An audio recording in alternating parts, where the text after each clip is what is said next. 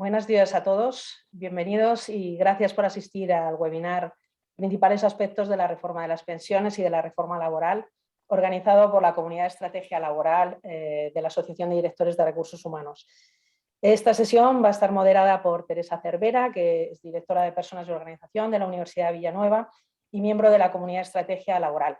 Ella se encargará de trasladar a los ponentes las preguntas que formuléis a través del chat de la plataforma. Podéis utilizarlo durante toda la sesión para realizar preguntas y al final se trasladarán las preguntas a los ponentes. Para el desarrollo de la ponencia damos la bienvenida a dos grandes expertos en el área laboral, como son María Jesús Herrera y Martín Godino, ambos socios de Sagardó y Abogados. No requieren presentación, pero en todo caso, bueno, por hacer un breve, en primer lugar va a intervenir María Jesús Herrera, que tiene amplia experiencia en el ejercicio y a nivel docente también, profesora en diversas universidades e instituciones, autora de diversos libros y publicaciones en materia laboral, entre los que destaca su participación en la obra Tratado de Despido Colectivo, que fue dirigida por Martín Godino. También galardonada en 2019 con el premio Esnala a la mejor abogada laboralista.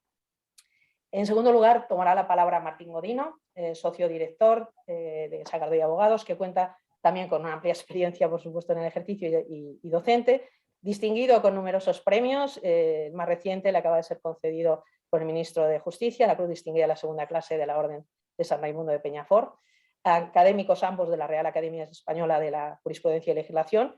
Y bueno, pues casi os voy a decir que sin más vamos a empezar la sesión. Os comento que hay un tiempo asignado, que utilizarán 20 minutos en la intervención cada uno y al final habrá 10 minutos para vuestras preguntas.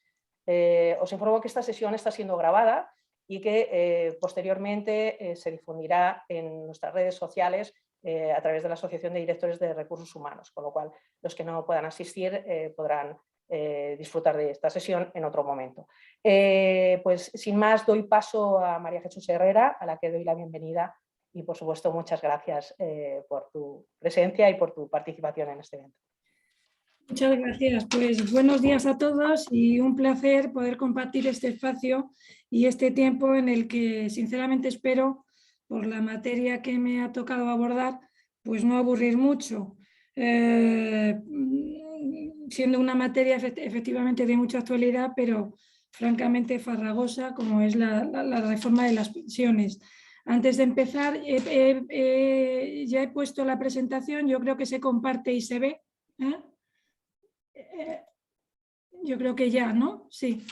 Y digo que antes de empezar, ya con la presentación en pantalla, pues en primer lugar agradecer a Charo y a Teresa tanto la convocatoria como la invitación a participar en este acto, ¿no? Que además me permite compartir cartel con Martín, socio, compañero y amigo y además pues maestro también a lo largo de muchos años, ¿no? de profesión y trabajo compartido en nuestro despacho. Y muchas gracias también a los presentes por la asistencia. En primer lugar, y ya entrando en los aspectos que voy a abordar de la reforma de pensiones, pues debo deciros que realmente la tentación siempre es tratar de abordar todos los aspectos y al final pues veréis en la presentación que efectivamente pues trato de tocar todos los aspectos tanto del acuerdo como de la traslación del mismo al anteproyecto de ley. En cualquier caso, sí me voy a detener en los que considero que son pues, más esenciales para la gestión de los recursos humanos y en algunos otros pues, probablemente pase de largo, ¿no? en el hecho de mencionarlos y contarlos pues, de una manera más superficial, ¿no? Con independencia de que podáis efectuar pues, las preguntas que estiméis convenientes al final. Vamos entonces a abordar estos aspectos de las pensiones, que es lo que me toca. Espera, perdonar porque no me avanza ahora la... Perdonar un momento porque no me avanza la presentación.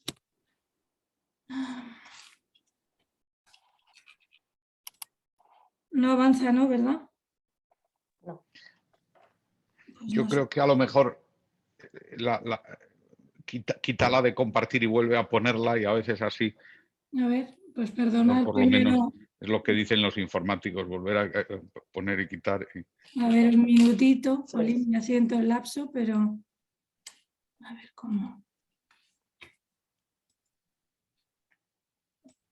A ver. Dejo de compartir Eso es. y vuelvo a compartir.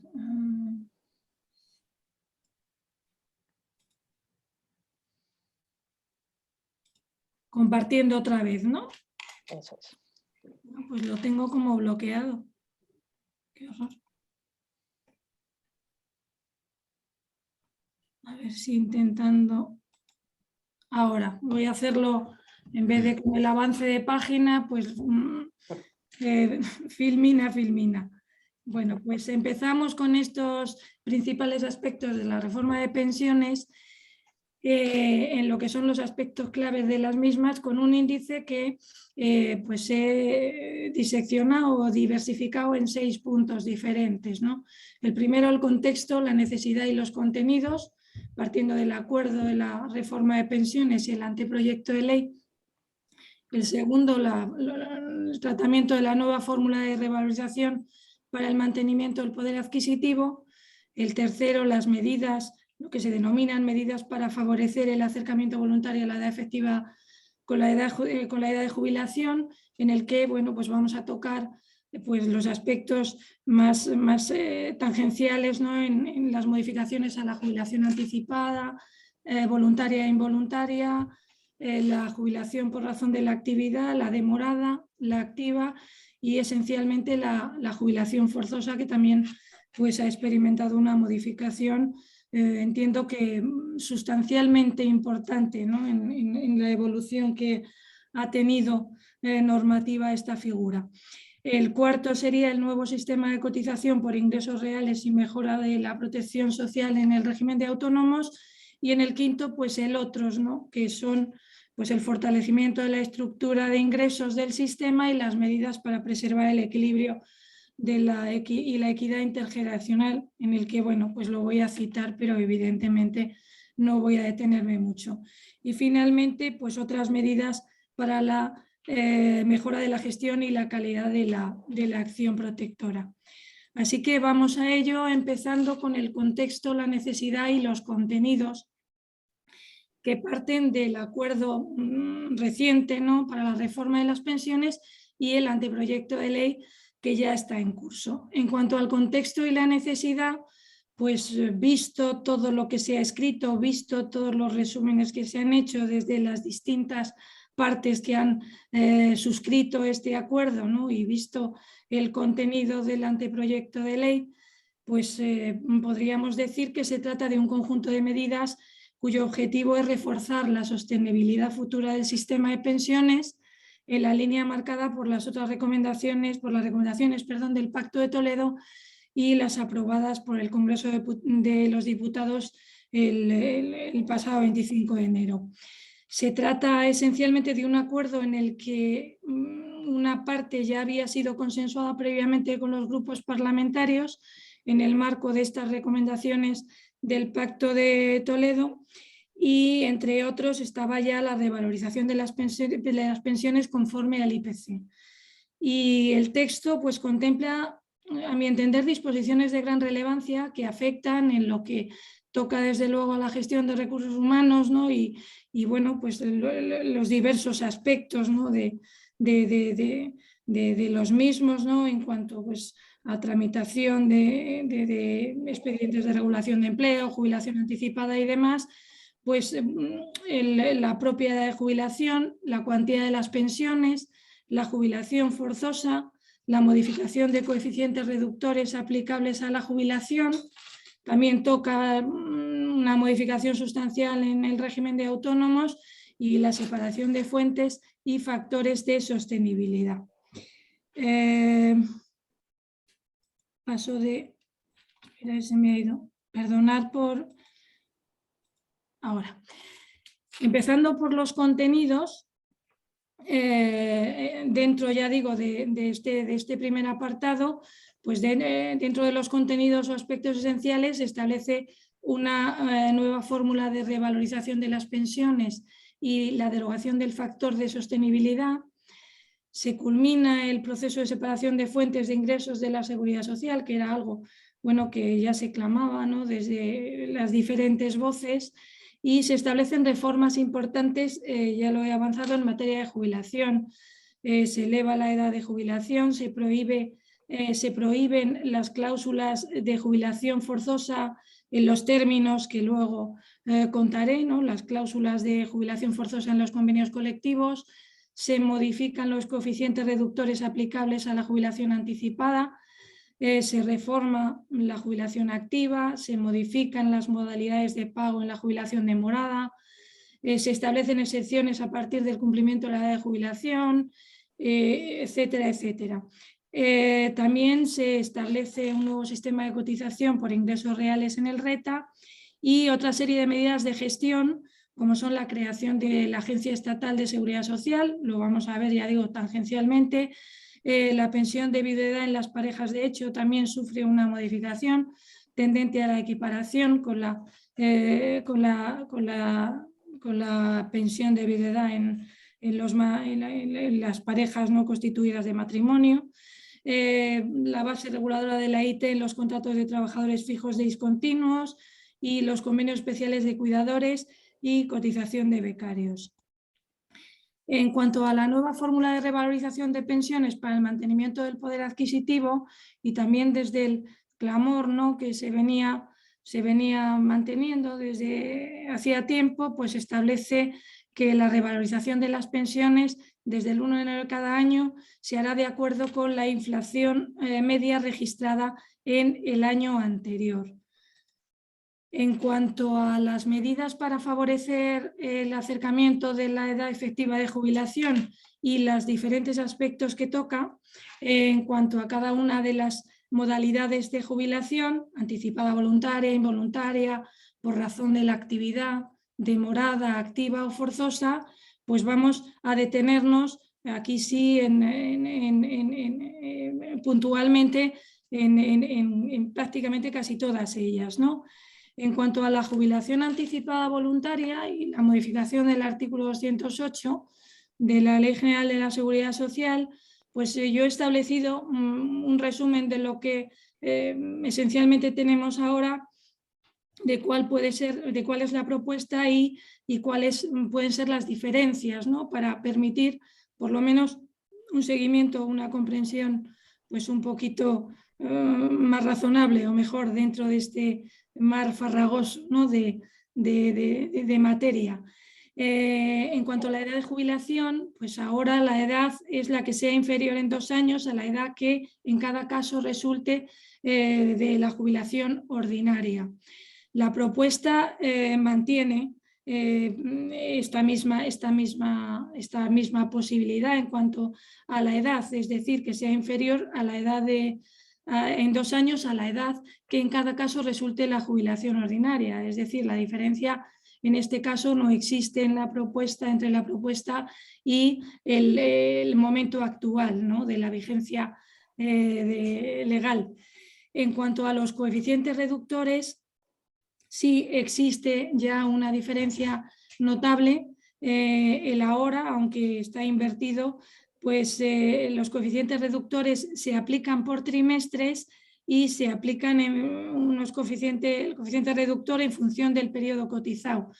En la propuesta se aplican los coeficientes reductores por meses y eso es una variación importante, pues en principio en beneficio, ¿no?, del afectado, y se modifican los coeficientes con una reducción prácticamente generalizada, excepto si se anticipa en los primeros meses posibles de acceso a la jubilación, que en ese caso pues parece que penalizan un poco, ¿no?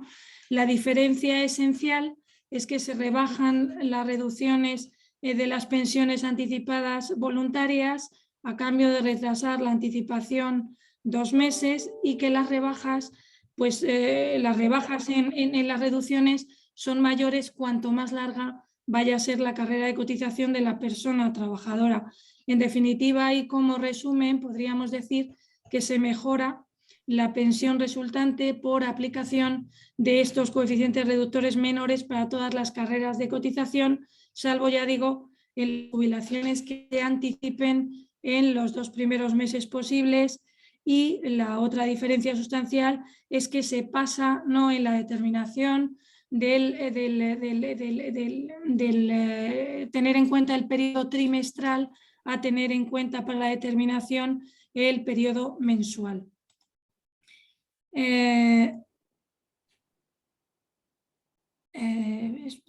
Perdonar, en cuanto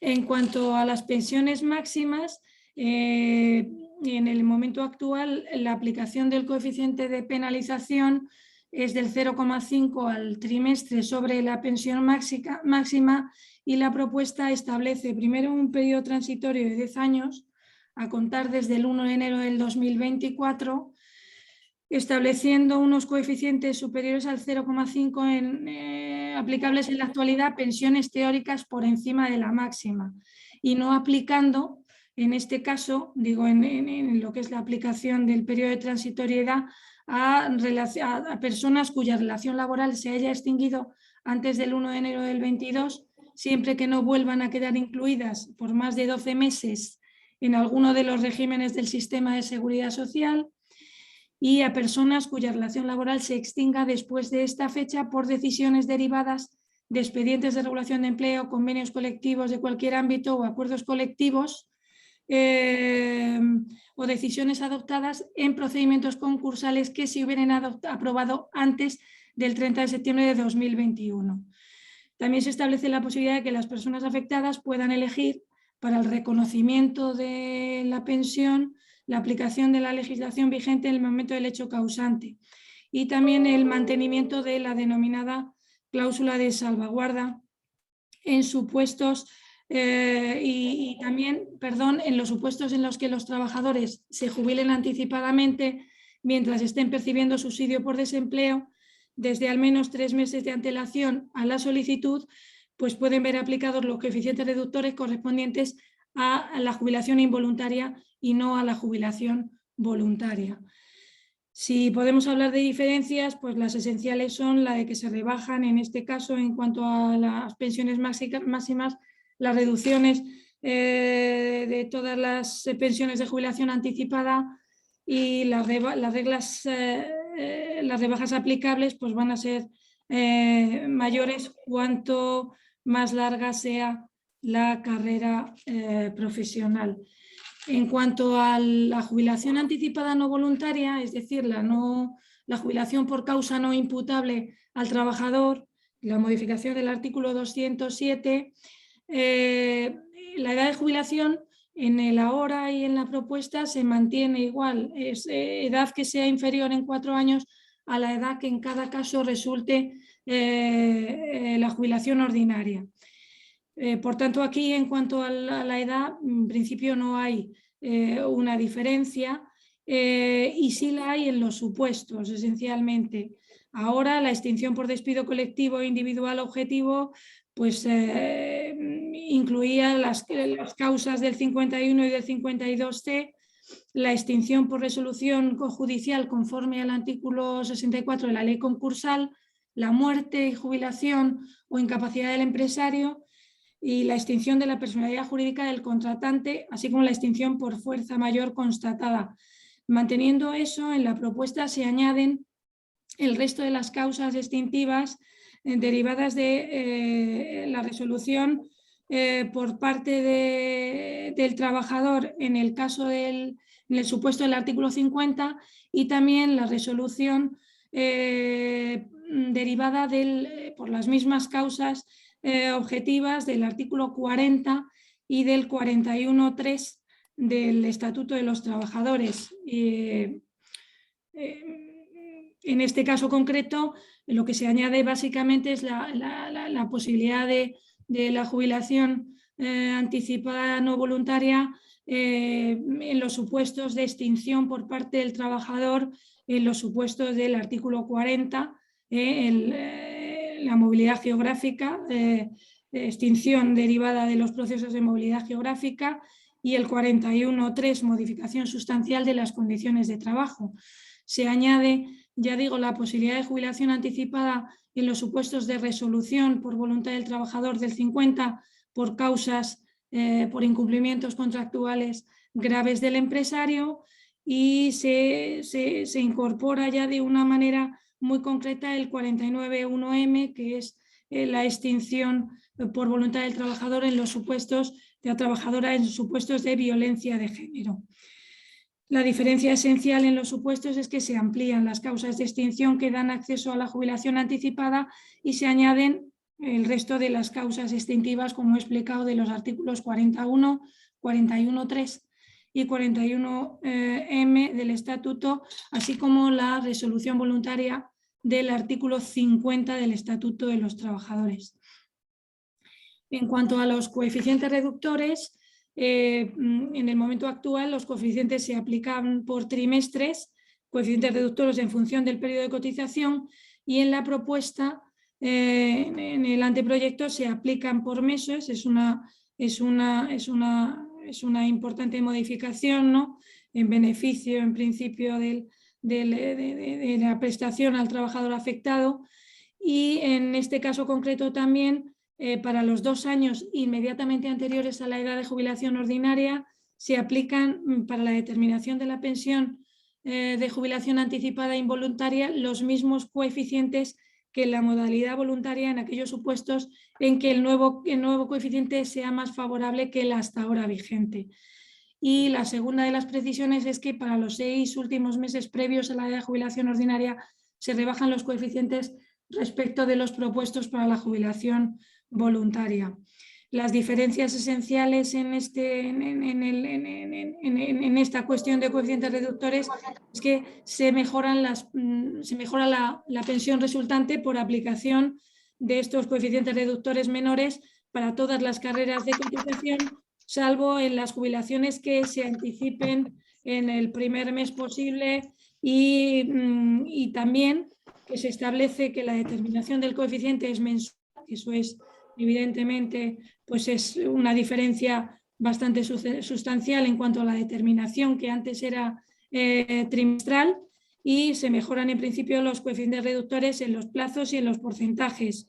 Se mantienen los coeficientes reductores del 0,5% por trimestre en trabajadores para bases reguladoras superiores a la pensión máxima. En el tercero de los apartados, que es el de la jubilación anticipada por razón de la actividad o en caso de discapacidad, establecido el artículo 206, pues lo que se prevé es una modificación de la norma en los términos que acuerden las organizaciones empresariales y sindicales más representativas.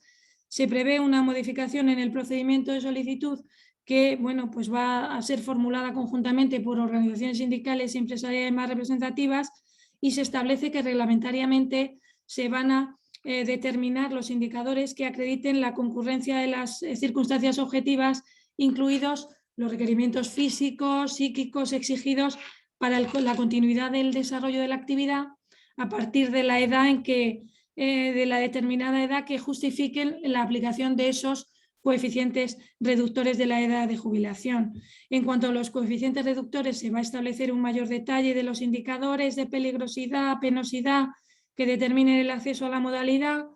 Se establece, ya he dicho, una tramitación, una revisión del procedimiento de tramitación de las solicitudes y una calendarización en cuanto a la resolución de las solicitudes ya cursadas. Asimismo, se establece pues un sistema basado en condiciones objetivas a concretar en siguientes etapas, y se separan en normas diferenciadas la jubilación anticipada y la jubilación por razón de la actividad y por razón de la discapacidad. En cuanto a la jubilación demorada, la propuesta establece una exención de la obligación de cotizar por contingencias comunes, en este caso concreto, salvo para la incapacidad temporal a partir del cumplimiento de la edad de jubilación ordinaria que corresponda en cada caso en el supuesto del mantenimiento del trabajador, y se elimina el requisito de la contratación indefinida. Se mejoran también los incentivos para la prolongación de la vida profesional, clasificándose en 3 tipos diferentes, ¿no? Se establece una primera posibilidad con porcentaje adicional del 4%, una segunda posibilidad con una cantidad tanto alzado en esas cifras que señalo de 4.000 y pico, entre 4.000 y pico y 12.060 euros, en función de la cuantía de la pensión y la carrera de cotización, premiando nuevamente las carreras de profesionales más largas. O se establece una tercera posibilidad, que es una fórmula combinada de las 2 opciones anteriores. Se introducen estímulos también a la prolongación, en este caso, como se ve, de la edad de jubilación. En cuanto a la jubilación forzosa, pues también aquí, y yo creo que aquí hay un elemento de novedad muy importante, ¿no? Que, bueno, pues como todos sabemos, la figura de la jubilación forzosa ha tenido una evolución pues bastante significativa, ¿no? En el histórico, ¿no? La figura la reintrodujo el Real Decreto Ley 2812 y este decreto ya modificó la disposición adicional 10ª del Estatuto y acabó con la prohibición radical que, como todos sabemos, pues estaba establecida, la prohibición radical de las cláusulas de jubilación forzosa, pues desde el año 2012. En ese lapso de tiempo pues no había posibilidad, ¿no?, de establecer, no ni siquiera pensar en cláusulas de jubilación forzosa. En el momento actual, los convenios colectivos pueden establecer esas cláusulas de extinción del contrato de trabajo por cumplimiento por parte del trabajador de la edad legal de jubilación fijada en la normativa de seguridad social, siempre que se cumplan los requisitos que todos conocemos y en cualquier caso señalo, ¿no?, que el trabajador afectado por la extinción del contrato tiene que cumplir los requisitos de normativa de seguridad social en cuanto a tener derecho al 100% de la pensión ordinaria de jubilación en su modalidad contributiva, y que la medida debe vincularse a objetivos coherentes con políticas de empleo expresados en el convenio colectivo, tales como mejora de estabilidad del empleo, por transformación de contratos temporales en indefinidos, contratación de nuevos trabajadores, relevo generacional o cualesquiera otras medidas dirigidas a favorecer la calidad en el empleo. Es cierto que hay muchos convenios colectivos que ya han venido incorporando en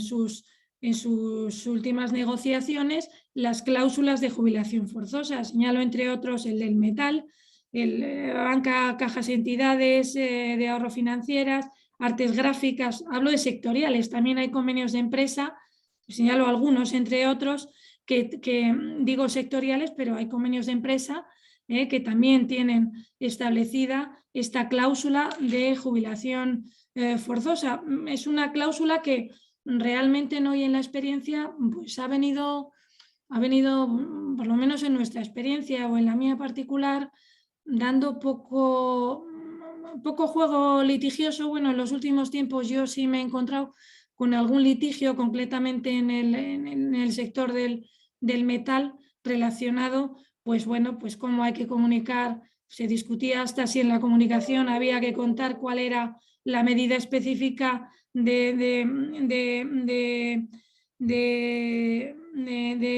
política de empleo establecida en el convenio, y se discutía además, pues bueno, si se llegaba o no a cubrir los requisitos. Bueno, pero básicamente pues se discutía la comunicación y la aplicación del convenio.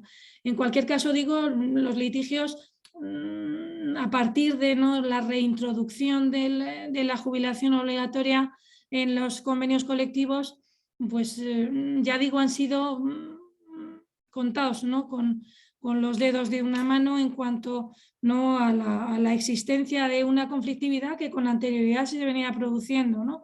Los convenios han sido probablemente más rigurosos a la hora de establecer esas medidas de política de empleo, ¿no?, y coherentes con la política de empleo que exigía la normativa, y en definitiva este es nuestro panorama en el momento actual. Y el panorama cambia yo creo que de una manera, pues desde luego bastante significativa, en cuanto que la propuesta, ¿no?, que contempla el anteproyecto, pues establece una prohibición de las cláusulas convencionales que prevean la extinción por jubilación forzosa del trabajador por cumplimiento de la edad, de una edad inferior a 68 años. Es decir, se establece una prohibición, desde luego, de poder extinguir por jubilación forzosa por debajo de esta edad de 68 años, y observada esta limitación, el cumplimiento de unos requisitos específicos, como son que la persona trabajadora tenga derecho al 100% de la pensión ordinaria de jubilación, esto no varía, y que la medida se vincule como objetivo coherente de política de empleo expresado en el convenio colectivo, relevo generacional a través de la contratación indefinida y a tiempo completo de al menos un nuevo trabajador. Digamos que de alguna manera pues lo concreta de una forma mucho más específica, ¿no?, salvado, ya digo, desde luego el límite ineludible, ¿no?, de la imposibilidad, ¿no?, de establecer la extinción vinculada a esa edad. En cualquier caso, establece también que este límite de edad puede rebajarse hasta la edad ordinaria de jubilación fijada por la normativa en cada caso, cuando la tasa de ocupación de trabajadoras por cuenta ajena afiliadas a la Seguridad Social en las actividades económicas correspondientes al ámbito funcional del convenio sea inferior al 20% de las personas ocupadas en las mismas, las personas trabajadoras. En este caso concreto, pues es evidente, bueno, pues que es una medida de impulso, ¿no?, a la igualdad, ¿no?, y así se establece específicamente, ¿no? Y en este caso concreto, además, se exigen que se cumplan una serie de requisitos. Primero, que la persona trabajadora afectada tenga nuevamente que la posibilidad de acceder con el 100% de la pensión ordinaria de jubilación en esta modalidad contributiva, que en el CENAE a la que esté adscrita la persona afectada por la extinción concurra también esa tasa de ocupación de empleadas inferior al 20%, porque de lo que se trata, ya digo, es de impulsar, ¿no?, la igualdad, ¿no?, por razón de sexo, ¿no?, en el empleo, y que cada extinción en aplicación de esta previsión afecte a un puesto de trabajo vinculado a alguna de las actividades económicas antes mencionadas y lleve aparejada simultáneamente la contratación indefinida a tiempo completo de al menos una mujer, y que la decisión extintiva de la relación sea comunicada al trabajador afectado y a la representación legal de los trabajadores con carácter previo. El con carácter previo es evidente que introduce, digo, a la representación legal de los trabajadores, al trabajador afectado evidentemente hay que afectarle, hay que comunicarle también en todo caso la decisión extintiva, ¿no? Y en cuanto al, digamos que la aplicación o el régimen de transitoriedad, pues lo que establece es que las normas actualmente vigentes, las que os he contado en el inicio, ¿no?, de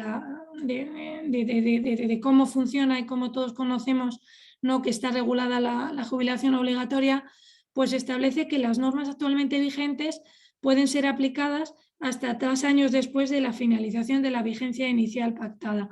En principio, pues esta cláusula lo que establece, entiendo yo, es la posibilidad, desde luego, de que los regímenes, desde luego, de aplicación, yo estuve haciendo una revisión, ¿no?, de los convenios colectivos que contienen cláusulas de jubilación obligatoria, y muchos de ellos pues tienen una vigencia, pues en algunos casos trianual, ¿no?, y son convenios colectivos, pues bueno, muchos de ellos regulados o suscritos, acordados en el año 2020, 2019, y en consecuencia, pues evidentemente su vigencia se extenderá desde luego si llega a los 3 años después de la finalización, pues desde luego durante todo este periodo de tiempo. Es decir, si el convenio está establecido 2019, 20 y 21, pues podría seguir siendo de aplicación la cláusula de jubilación obligatoria, no en tanto en cuanto esté dentro de este periodo de 3 años de aplicación posterior. Las diferencias, evidentemente, las puedo resumir, pero son claras, ¿no? En tanto en cuanto, pues hombre, si bien no parece que establezca una eliminación total, ¿no?, de la posibilidad de la cláusula de jubilación obligatoria, sí lo hace de una manera absolutamente mucho más restrictiva, ¿no?, en los términos que he expuesto, ¿no? Pasando al punto 7, se establece también una reducción de la cotización de los mayores de 62 años en procesos de incapacidad temporal. Esta posibilidad se dice que se establece con el fin de favorecer la permanencia de los trabajadores de más edad en el mercado de trabajo, por lo que se acuerda establecer una reducción del 75% de las cuotas empresariales a la seguridad social por contingencias comunes durante la situación de incapacidad temporal de aquellos trabajadores que hubieran cumplido la edad de 62 años. En cuanto al punto 5, en el otros que yo tenía intención, porque yo ahora me estoy pasando de tiempo, voy a empezar a pasarme de tiempo, pues en este punto 5 sobre fortalecimiento de la estructura de ingresos del sistema como culminación del principio de separación de fuentes y las medidas para preservar el equilibrio y la equidad intergeneracional. En cuanto al punto primero, el fortalecimiento de la estructura de ingresos del sistema, se habla de que con ello se culmina este principio también de separación de fuentes, clamado y pues abordado de una manera en principio tímida, ¿no? Y en este sentido, pues básicamente el Estado asume la financiación de una serie de prestaciones y medidas en lugar de financiarse a través de cotizaciones sociales, se eliminan los gastos impropios que soporta la Seguridad Social y se establece un listado de conceptos que concluirán en los 2 próximos años con este proceso de separación de fuentes mediante transferencia anual y permanente de fondos desde los presupuestos generales a la Seguridad Social, y se amplían los conceptos a financiar a través de transferencia. Y las medidas para preservar el equilibrio y la equidad intergeneracional, pues existe un compromiso de negociar el artículo 211 y establecer un nuevo mecanismo de equidad intergeneracional que teóricamente que operará, no teóricamente, a partir de 2027. Se establece la apertura de un proceso de negociación en el marco de este diálogo social después de la suscripción del acuerdo tripartito para que la regulación de este nuevo mecanismo se incorpore al proyecto de ley que dé cumplimiento al acuerdo antes del 15 de noviembre del 21. Y si no se alcanzase el acuerdo, el Gobierno procedería a regular este mecanismo de forma tal que esté definido en el momento de entrada en vigor de la ley. Se recupera el diseño del nuevo mecanismo planteado y pues de lo que se trata en definitiva es de prever esta carga excepcional que se dice acotada en el tiempo, que supone la jubilación de la generación que se llama del baby boom y el aumento de la esperanza de vida. Por último, en cuanto a las otras medidas de mejora de gestión y calidad de la acción protectora de la Seguridad Social, pues establece la creación de una agencia estatal de la Seguridad Social en un plazo de 6 meses, con una intención pues básicamente de unificar criterios y procedimientos de gestión. Se establece también en la pensión de viudedad de las parejas de hecho la modificación del artículo 221 de la Ley General de la Seguridad Social con la finalidad de equiparar las condiciones de acceso a la pensión de las parejas constituidas en matrimonio, es decir, equiparar las condiciones de acceso de las parejas de hecho a las parejas constituidas en matrimonio, que eran distintas, ¿no? En cuanto a la base reguladora de las prestaciones de incapacidad temporal, en las personas trabajadoras con contrato de trabajo fijo discontinuo, pues el texto nuevo, el texto del anteproyecto, que es el que regula el artículo 248 de la Ley General de la Seguridad Social, el cálculo de la base reguladora tiene en cuenta si se produce la incapacidad temporal en inactividad, la suma de las bases de cotización de los 3 meses anteriores por los días naturales a que corresponden estas bases. Esto es en la regulación actual. Sin embargo, la propuesta, pues para, digamos, beneficiar efectivamente a los trabajadores en esta situación, pues va a tener en cuenta la base reguladora, el cálculo de la base reguladora, dividiendo la suma de las bases de cotización acreditadas desde el último llamamiento con un máximo de 3 meses inmediatamente anteriores al hecho causante entre el número de días naturales comprendidos en ese periodo. Es decir, evidentemente, pues lo que hace es acotar, ¿no? Y de alguna manera reducir, ¿no? el divisor de los días naturales, que de la otra manera, pues efectivamente, pues abarcaban un periodo más amplio y reducían efectivamente en perjuicio del trabajador, ¿no? la prestación. Se establece también la denominada cláusula de salvaguarda, que permite el mantenimiento de las condiciones de jubilación previas a la reforma de los trabajadores, para los trabajadores despedidos antes de la entrada en vigor en la reforma de 2011. Pues el apartado 5º de la disposición transitoria 4ª de la Ley General de la Seguridad Social, que establecía la prórroga de esta cláusula año a año, la propuesta mantiene la cláusula con carácter indefinido, extendiendo sus efectos, por tanto, más allá del 1 de enero de 2021, sin necesidad de prórroga anual. En cuanto a convenios especiales de cuidadores de personas en situación de dependencia, no tiene especial relevancia. Yo creo que sencillamente mencionarlo, ¿no? Pues se establece un plazo para la reforma legal que contempla la financiación de cuotas, de estas cuotas de los convenios especiales. Y por último, también en cuanto a la cotización de becarios, estableció un plazo para desarrollar la inclusión en el sistema de las personas que realicen prácticas, aunque no fueran remuneradas, se dice. Y por último, se aplicaría a estas prácticas una reducción en la cotización a la seguridad social de un 75%. Esto en cuanto a estas otras medidas de mejora de la gestión y la calidad de la acción protectora, que vienen puntualmente recogidas también tanto en el acuerdo como en el anteproyecto de ley en curso. Y yo creo que con esto, y disculpando en cualquier caso sí he sido un poco, le digo, aburrida por lo farragoso de la cuestión, y en espera de que podáis plantear las cuestiones o las dudas que se os puedan suscitar en la fase de preguntas, no me queda más que, bueno, agradecer la atención que prestada y dar la palabra y el testigo a Martín para que nos cuente, que seguro que lo hará de forma estupenda, la previsión, ¿no? de reforma laboral, ¿no? de contenidos de reforma laboral, lo que va quedando, ¿no? Porque cada vez que nos levantamos con la noticia van cayendo, ¿no?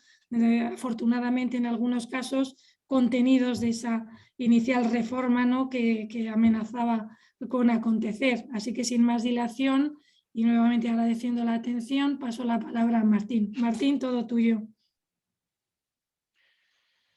Bueno, buenos días. Tienes que quitar la presentación Sí, para que sí. pueda yo quitar. Bueno, lo primero, como es natural, gracias a la Asociación Española de Directores de Recursos Humanos, es una satisfacción participar en un seminario o en este webinar organizado por la asociación, porque realmente estáis ahí y hoy de ellos, hoy muchos presentes, pues yo creo que todos los directores de recursos humanos de las empresas más relevantes del país, ¿no? Es una asociación de referencia en este ámbito y, por tanto, pues una satisfacción la oportunidad de compartir estos minutos con todos los asistentes, a los que, por supuesto, doy también las gracias. Gracias a Charo García y a Teresa Cervera por la amable presentación, por la invitación y por organizar también esta sesión. Y naturalmente un placer compartir la ponencia con María Jesús Herrera. Teníamos 40 minutos entre los dos, pero María Jesús ha utilizado 43, con lo cual yo tendría que descontarme, hacerme -2, ¿no?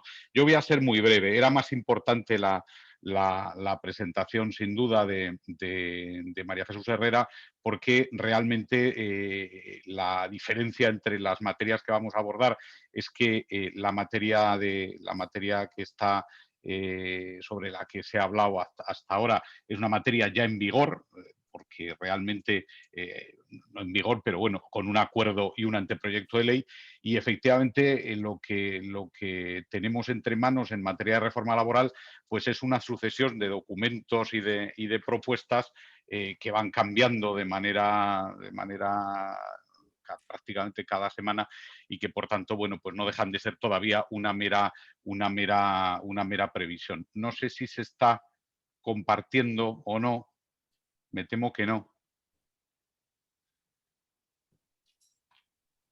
Todavía no. Todavía no, pues vamos a ver si lo consigo. Vamos a ver.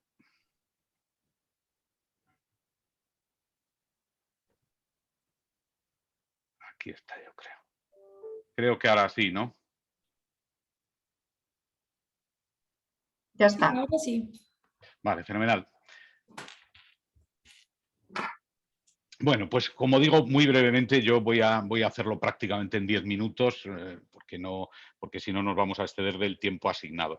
En el índice están las 8 materias que hoy están en la propuesta última, 8 materias fundamentales que están en la propuesta última realizada por el Gobierno, que es de fecha 14 de julio, es decir, de hace unos días. Ha habido modificaciones respecto de las anteriores y yo creo que conviene detenerse en los aspectos que pueden ser más importantes de cara a la aplicación por las empresas si es que la reforma pues termina aprobándose y conduciéndose en los términos que hoy lucen en esta propuesta.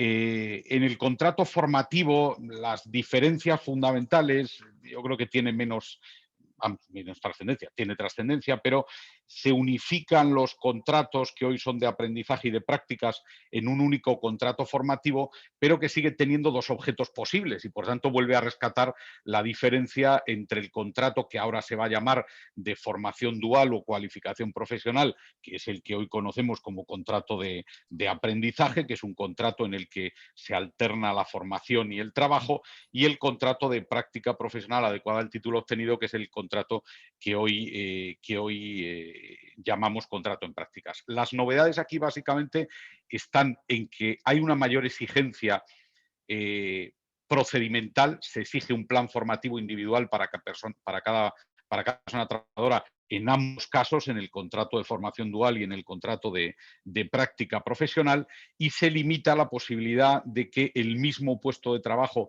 esté ocupado a través de este tipo de contratos cuando haya habido otro trabajador ya que haya estado ocupado en ese mismo puesto de trabajo durante más de 12 meses. Al final lo que se hace básicamente es intentar limitar que los contratos en prácticas o de formación dual, de los que ahora llamábamos de aprendizaje, pues sean contratos que permitan ir ocupando el mismo puesto de trabajo de manera sucesiva. Yo creo que ese es un problema que efectivamente hay que atajar porque en muchas ocasiones pues hay un uso, yo creo que desviado de esta posibilidad y se intenta hacer así. Y además se reduce la duración de estos posibles contratos, tanto en el contrato de prácticas que se reduce a 1 año, tanto si se realiza en una o varias empresas, es decir, una persona trabajadora no puede estar contratada en prácticas más de 1 año y no puede estar contratada durante un periodo superior a 2 años en el contrato de formación dual en el que hasta ahora llamamos contrato de aprendizaje. Bueno, donde está realmente una de las claves de la reforma, yo creo que la más importante, por tanto, yo creo que hay que poner el foco aquí, es en la reforma de la contratación temporal.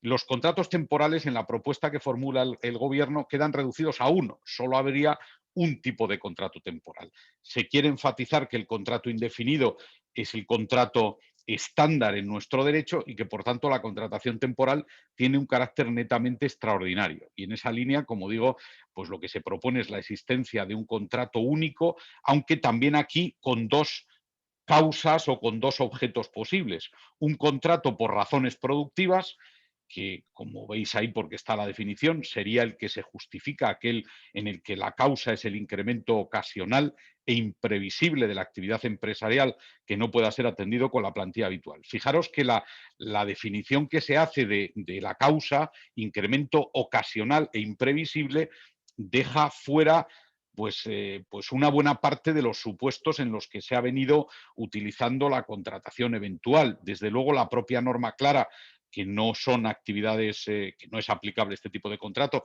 a las actividades que tienen un carácter estacional, pero repetitivo, por tanto, o a las actividades puras o propias de campañas. No sería aplicable, desde luego, tampoco a la cobertura de vacaciones, que no es un incremento ni ocasional ni imprevisible de la actividad de la empresa.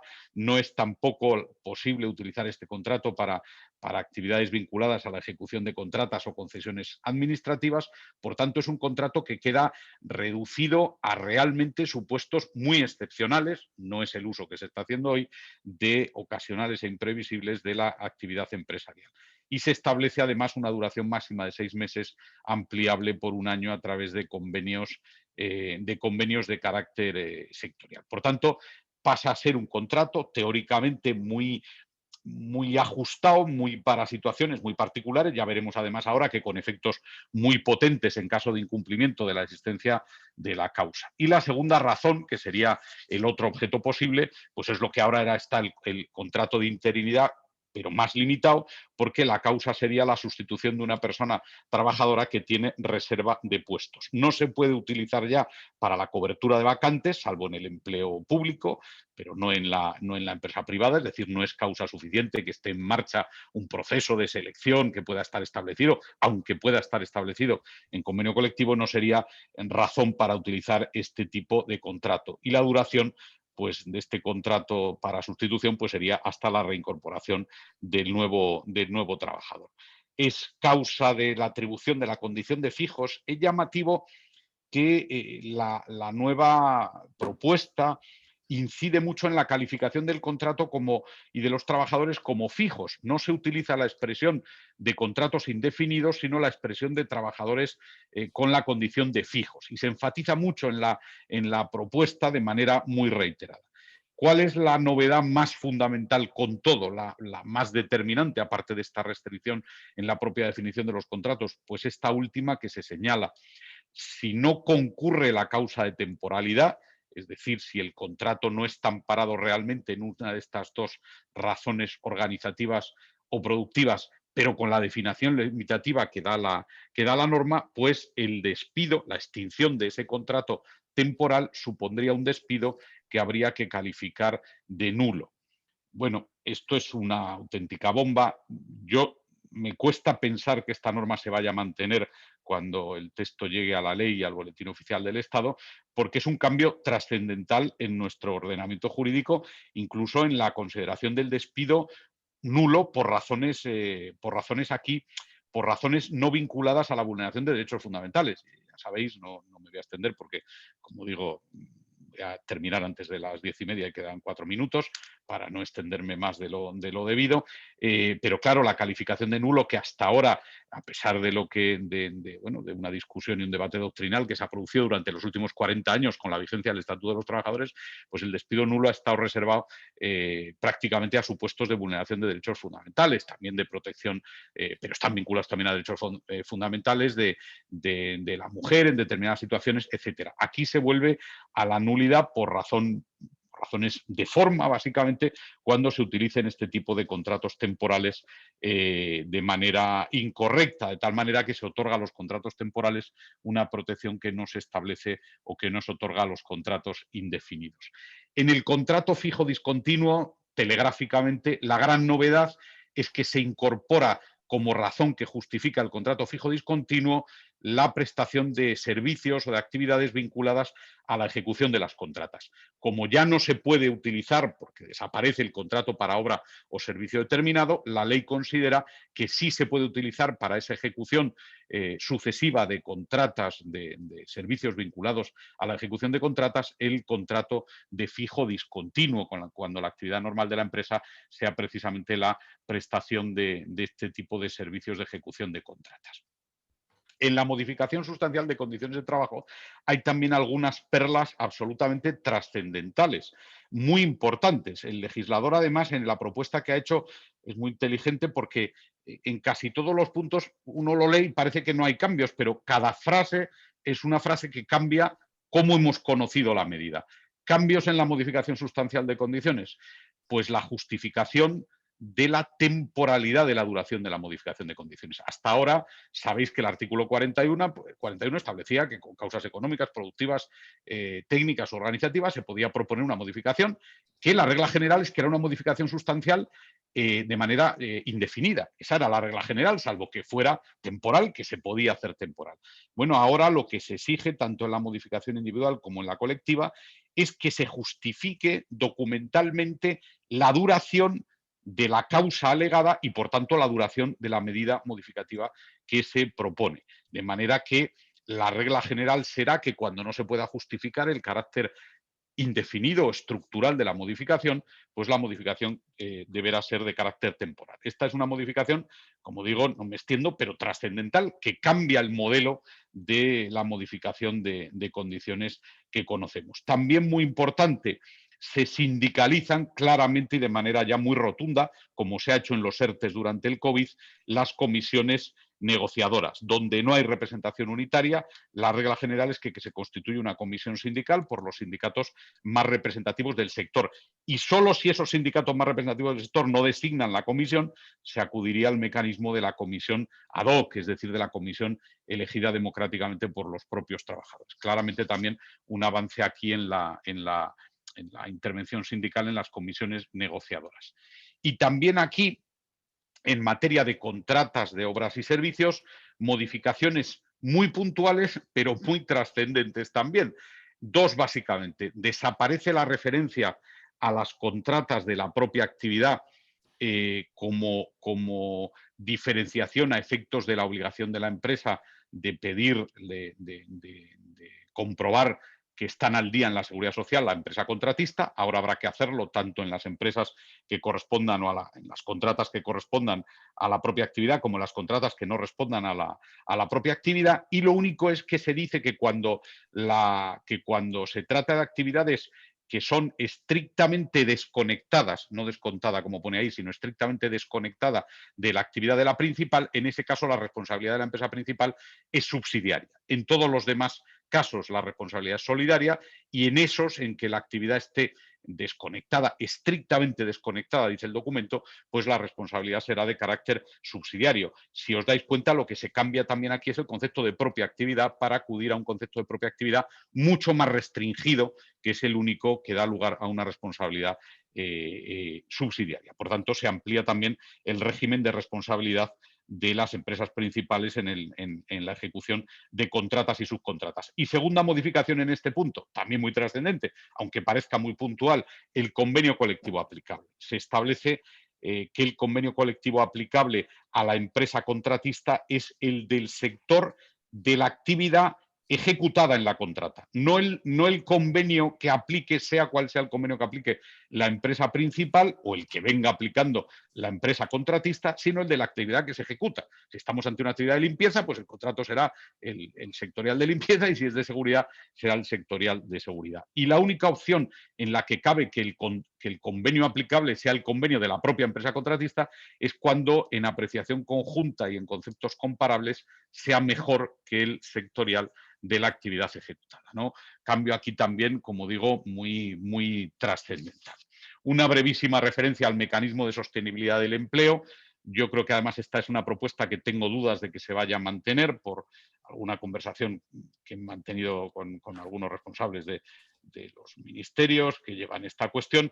Lo que se establece aquí es una especie de ERTE, en el que ya ha desaparecido además que esta sea un mecanismo necesariamente previo al despido, pero es una especie de ERTE de fuerza mayor ampliada, un ERTE de los que hemos conocido en COVID para situaciones futuras, para situaciones en las que concurran en la impedimentos o limitación de la actividad por razones imprevisibles. Realmente es una figura que a mi modo de ver no hace falta, porque esa definición que se hace de razones imprevisibles ajenas a la voluntad empresarial probablemente caben en el concepto que ya inventaron los romanos hace 2000 años de fuerza mayor. Creemos que descubrimos el Mediterráneo cada rato, entonces se crean mecanismos de estos que yo creo sinceramente que no es necesario. En cualquier caso, se trata de un ERTE para estas situaciones imprevisibles, que requiere de resolución administrativa, de resolución de la autoridad laboral, si no hay acuerdo con la representación de los trabajadores, y que probablemente puede tener un recorrido escaso. Y dos últimas cosas, en 2 minutos, intentando ser breve. El tema de la prioridad aplicativa. La modificación en la prioridad aplicativa del convenio de empresa significa que deja de existir la prioridad aplicativa del convenio de empresa, para expresarlo con toda claridad. Las materias donde se permite la prioridad aplicativa del convenio de empresa quedan reducidas a estas que se enumeran: el modo de compensación de las horas extraordinarias, el horario de trabajo y la mejora de las medidas de conciliación, porque solo vale si es mejora, cosa para la que no hace falta la prioridad aplicativa, porque ya son posibles los pactos de mejora, con lo cual realmente, y además se dice que esta prioridad aplicativa, que queda tan reducida, puede también alterarse o disponerse por los acuerdos o convenios sectoriales. Yo creo que, siendo honestos intelectualmente, que no, aunque no está en la propuesta de documento, realmente lo que se hace es volver a la situación en este punto anterior al 2012 y suprimir, de hecho, la prioridad aplicativa de los convenios de empresa frente a los convenios de ámbito superior. Y lo mismo en la ultraactividad. La redacción no lo dice porque no se quiere reconocer, pero sencillamente pues se vuelve al régimen de ultraactividad indefinida anterior a la reforma del 2012. Lo que dice exactamente la propuesta es que, transcurrido un año, hay que acudir a una mediación obligatoria, pero lógicamente la mediación no garantiza el resultado, o a un arbitraje que es voluntario. Pero si no se alcanza acuerdo en la mediación o las partes no se someten a arbitraje, pues sencillamente el convenio sigue vigente, el convenio anterior, hasta que se acuerde un nuevo convenio, que es tanto como decir que volvemos al régimen de ultraactividad indefinida. Esas son las modificaciones a día de hoy de la propuesta última, expuestas con la mayor brevedad, intentando recuperar algo de tiempo. Disculpas naturalmente por la celeridad, pero me parece que no debíamos extendernos más, y porque además, como digo, estamos todavía en fase de propuestas. La parte que se ha contado por María Jesús Herrera de las pensiones sin duda es mucho más inmediata, porque se va a aplicar de verdad, pero en cualquier caso, pues nuevamente agradecer la invitación, la presencia de todos, y estar disponible para cualquier pregunta que se quiera formular. Muchas gracias.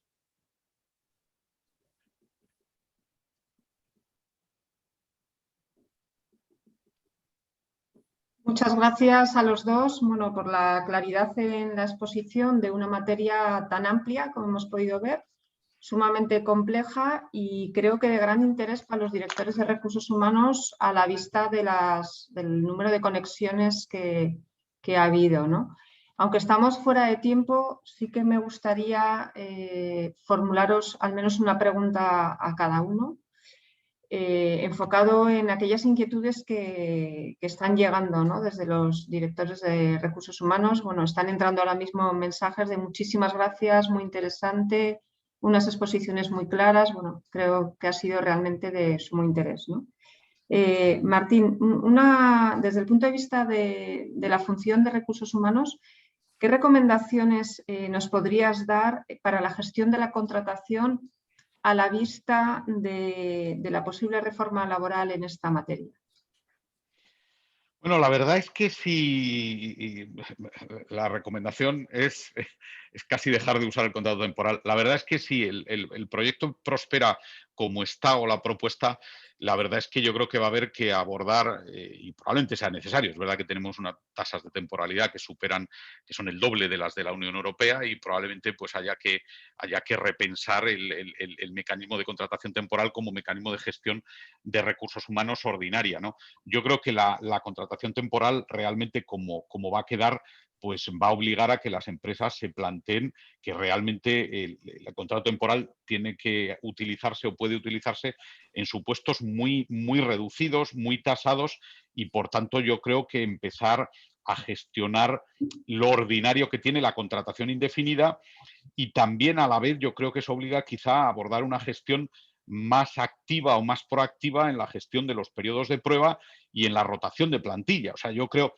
pero este es el modelo en muchos otros países, es decir, la contratación indefinida no significa que el trabajador ya no pueda salir, porque eso no quita o no evita que haya que someter a evaluación los primeros meses de rendimiento, etcétera, de evaluación de desempeño, pero probablemente el modelo que hemos conocido en el que el contrato temporal ha sido una vía de, por un lado, de facilitar la rotación y otra de facilitar la prueba del trabajador. Es decir, yo quiero verle 2 años y luego ya veo si es bueno o malo y me lo quedo. Yo creo que ese tipo de gestión de la contratación temporal va a ser imposible, porque la contratación temporal va a quedar reducida a supuestos muy excepcionales. Si además se mantiene que es nulo el despido de los contratos temporales utilizados sin causa, pues ya entonces, si eso se mantiene, realmente el uso de la contratación tendrá que ser extraordinariamente riguroso y limitado por parte de los gestores de recursos humanos, sin duda. Si se llega a mantener la nulidad en el caso de la extinción de los despidos temporales, ¿cómo ves tú esa posible desnaturalización de lo que es la nulidad en el derecho laboral? Bueno, yo creo que abre una espita sobre todo peligrosa, porque bueno, se ha habido que ha habido posiciones doctrinales y algunas, en fin, muy cercanas ahora al gobierno y en particular al Ministerio de Trabajo, en personas que están incorporadas a esta actividad, que han venido defendiendo la nulidad con un ámbito mucho más amplio que el que hemos conocido para los supuestos de extinción sin causa, de extinción por fraude de ley. La jurisprudencia ha sido muy rigurosa, limitando la nulidad prácticamente a los supuestos de vulneración de derechos fundamentales. Si se abre esta espita de nulidad por una razón de no concurrencia de causa, pues probablemente nos encontraremos con que se vuelve a reavivar también la posibilidad de nulidad en otros supuestos distintos. Por ejemplo, típico supuesto que ha sido siempre muy debatido, el despido completamente sin causa, el despido en fraude de ley, el despido de la carta donde que no rinde usted o que ha venido usted tarde 3 días y que no responden a ninguna realidad. Bueno, eso que hoy es improcedente, porque ese es el esquema que llevamos o que mantenemos desde el Estatuto de los Trabajadores, pues bueno, podría volverse a reabrir. Yo creo que es en fin, yo creo que también una bomba de activación de una modificación muy posiblemente muy relevante en nuestro sistema de despido, ¿no? De calificación del despido. Nos están entrando bastantes preguntas que, bueno, siento que no se pueden atender todas, pero sí que te quería formular otra más, Martín. En base a la reforma laboral, vamos a un sistema muy reducido de contratación temporal y una contratación indefinida, ¿no? ¿Crees que eso está previsto? Entiendo que la reforma no, pero quizás con carácter posterior, una flexibilización del despido, porque si no, realmente vamos a un sistema absolutamente rígido, ¿no?, de contratación. Claro, ese es el problema. No va acompañado, desde luego, de una flexibilización del despido. De hecho, ya veremos, en este documento no hay ninguna propuesta sustancial en materia de despido, extinción de contrato, pero algunas se han comentado, ¿no? Y en el sentido contrario, de endurecimiento de la propia regulación del despido. No ya del despido individual, sino del despido colectivo, que probablemente en muchas empresas, al final el problema, yo creo que, y es un problema cultural también yo creo en España, el despido y también el despido colectivo no es una patología en el funcionamiento de las empresas. En los países anglosajones eso lo tienen claro. Cuando necesitan, contratan mucho, y cuando la empresa sufre una crisis, por la razón que sea, pero no una crisis económica en sentido dramático, sino bueno, pues un cambio en la demanda por parte de los consumidores, etcétera, pues ajusta con mucha inmediatez sus plantillas, ¿no? Y por tanto la contratación es menos temporal, es más indefinida, pero luego el ajuste es muy natural. Aquí el problema es que el ajuste sigue siendo, no ya por razones legales, porque legalmente, bueno, hay unos procedimientos, sino por razones de realidad social, pues el ajuste sigue siendo muy traumático. Un despido colectivo aquí sigue teniendo una carga en materia de reputación, etcétera, bueno, pues que las empresas se lo piensan mucho para hacer, ¿no? Y eso yo creo que en un sistema en el que la contratación temporal prácticamente se va a hacer muy complicada, pues debería cambiar, y facilitándose esa posible flexibilidad. Pero legalmente no se va a hacer, vamos, no hay ninguna previsión y dudo mucho que se vaya a hacer. Muy bien, muchas gracias. Enlazando con un tema que mencionabas de los despidos colectivos, creo que también puede resultar de interés, y formulo la pregunta a María Jesús: ¿cómo aplica la reforma de la jubilación anticipada a las extinciones por despido colectivo que ya se están realizando o que son anteriores a la reforma de las pensiones? ¿Nos lo podrías explicar, María Jesús? Sí, bueno, la norma establece, el anteproyecto sí establece en la jubilación anticipada voluntaria, establece claramente que las reglas actuales siguen aplicando, aparte de que la aplicación, ¿no?, del nuevo sistema es progresivo en el periodo de 10 años, como he dicho, y a contar desde enero del 24, lo que sí establece con claridad es que las reglas actuales se siguen aplicando en supuestos de extinciones anteriores al 1 de enero del 22 y en extinciones laborales con efectos posteriores a esa fecha, como consecuencia de decisiones adoptadas en expedientes de regulación de empleo, en virtud de convenios colectivos o de cualquier otra decisión o acuerdo colectivo de empresa, ¿no?, aprobados con anterioridad a la fecha de entrada en vigor de la reforma. Es decir, que a priori se regirían por la normativa anterior, si bien también se establece la posibilidad del trabajador de optar porque se le aplique una u otra, porque se le aplique la legislación que está vigente a la fecha del hecho causante de su jubilación. Pero con carácter general, ya digo, las extinciones, la jubilación derivada de una situación de extinción, no de un expediente de despido colectivo o derivada de estos acuerdos, pues se establece la aplicación de la normativa anterior. De acuerdo, muchas gracias. ¿La jubilación parcial se modifica, María Jesús? Nos están preguntando. A priori no he visto que haya modificación de la jubilación parcial. Estaba contemplada en el acuerdo, pero el anteproyecto no la he visto. De acuerdo. Y también nos comentan: ¿la jubilación ordinaria desaparece como tal? ¿Se puede entender? Es que no hay desaparición de lo que hay. Digamos que la jubilación ordinaria sigue existiendo como tal. La posibilidad de jubilarse que tiene el trabajador, pues la tiene, ¿no? La modificación más esencial es en la jubilación forzosa, pero el trabajador que quiera jubilarse cumpliendo las previsiones, ¿no?, de edad en la jubilación, con arreglo a los periodos y a los cómputos, pues puede efectivamente jubilarse voluntariamente. Y ya por último, y como cierre, una reflexión que creo que podéis hacer ambos, ¿no? O sea, hemos visto que hay una modificación muy importante en materia de jubilación, con el fin básicamente de alargar la edad en la que los trabajadores acceden a la jubilación. Por otra parte, una restricción de la contratación, y a su vez nos encontramos con una situación económica sumamente compleja para las empresas y cada vez de forma más numérica saliendo gente de las empresas a partir de 50 años. Y en España al menos no se está produciendo contratación de personas a partir de cierta edad. ¿Cómo veis el futuro con todo este combinado, con este cóctel? Empieza tú, Martín. Bueno, yo creo, hay que, como estamos casi muchos, imagino, cerca de irnos de vacaciones, no nos pongamos demasiado pesimistas, ¿no? Pero no fácil. Es una combinación muy complicada porque la jubilación forzosa es un mecanismo que ha servido y que ha servido para el rejuvenecimiento y regeneración de plantillas en las empresas y, por supuesto, es especialmente útil en un país donde tenemos un porcentaje de paro en menores de 25 años tremendo, ¿no? Es decir, donde si no facilitamos la entrada al mercado de trabajo de las personas jóvenes, pues estamos haciendo un cóctel realmente explosivo. Lo que pasa es que aquí la limitación de la jubilación forzosa no tiene una razón de política de empleo, sino una razón puramente económica de sostenimiento de la seguridad social. Entonces, como son lógicas distintas, pues nos encontramos con medidas que pueden parecer, y probablemente lo son, incoherentes, porque una busca el ahorro de dinero de seguridad social, pero incide negativamente desde el punto de vista de la política de empleo de una manera muy evidente, ¿no? Pero lo único que nos puede permitir salir de ese bucle, que es muy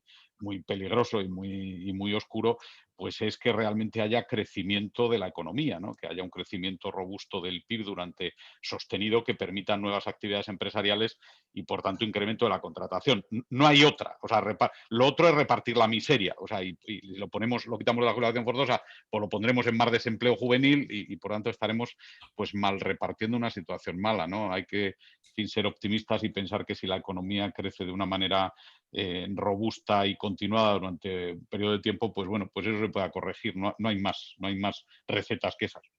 Muy bien, muchísimas gracias. Pues nada, acabar agradeciendo, están llegando un montón de mensajes. Siento que no podamos atender todas las preguntas, ya nos hemos alargado un cuarto de hora, pero sin duda ha sido una sesión de sumo interés y gracias a los dos porque nos lo habéis puesto muy fácil para los directores de recursos humanos y nada, como siempre hay que seguir estudiando y aprendiendo de los maestros como sois los dos. Muchas gracias. Gracias. Muchísimas gracias, Teresa. Un abrazo a todos. Muchas Un gracias. abrazo.